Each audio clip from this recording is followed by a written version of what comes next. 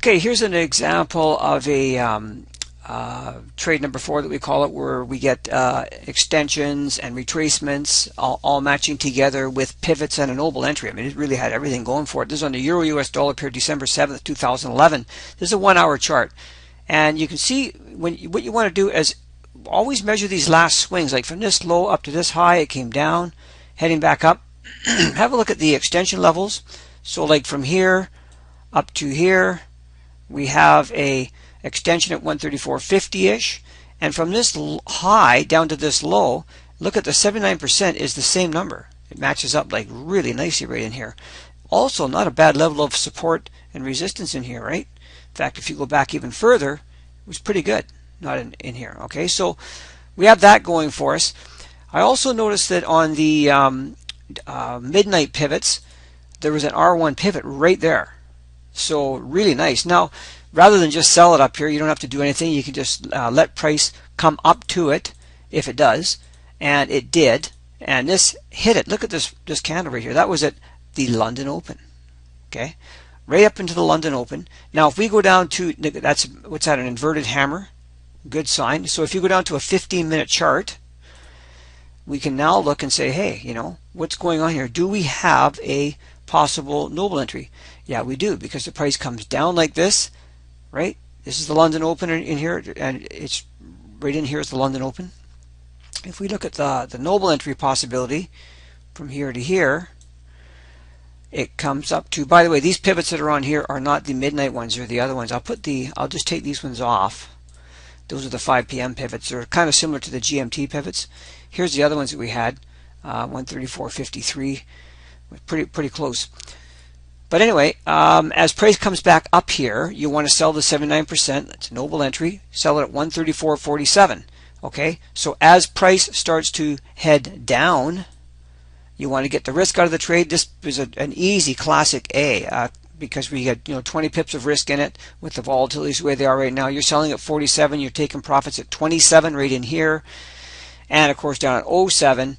And that happened pretty darn quickly. And in fact, when you start to read the sentiment of the market, and you can see that things are heading off here, the stock market's coming down, you can go back to your 1 hour chart and look at places where you would expect there to be support. Like this isn't a bad level in here. Even the daily center pivot, that's a pretty good level. So short from 47, I mean, you've got some really nice profit targets down in here that give you really good trades. And this would be a nice place down here too, right? Even down to, you don't have to go to the very bottom. You can go anywhere from the pivot down to this area in here. Don't be greedy. The 33.50-ish, that kind of a thing is a good places to look for. I'm actually quite not sure. No, it didn't quite make it. Actually made it down to 50, and that was it. But in any event, really nice trade where we had the extension matching up with the retracement. That's a Gartley, okay, called a Gartley pattern.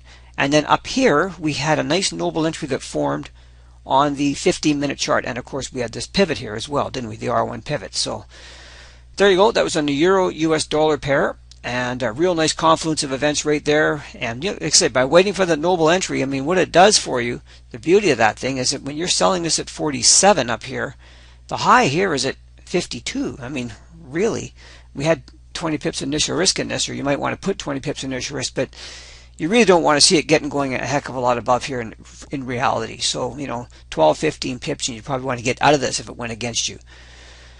Okay, so Euro US dollar pair, December the 7th, 2011. Oh, and actually, before we go here, I want to show you, I should show you what the dollar index was doing. That's important. Sorry, I neglected to show you that. When price hit this level right here on the euro at 34.50, that was at the London Open.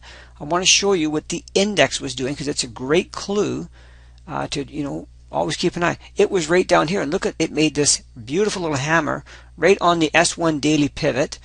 Okay, and if you look at it, like, you had swing levels from this low to this high, right? We had a 79% fib, and then from this, if we go back to this low here to the same high, we had a 62% fib, right around in the same level in here, back into these old highs in here. See that? Makes sense?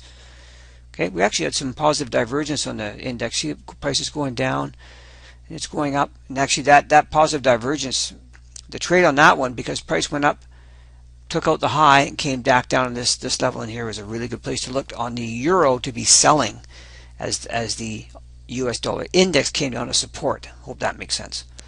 Okay. Anyway, just wanted to show you what the index was doing at the same time that our euro was, hitting the resistance level on the 1 hour chart here.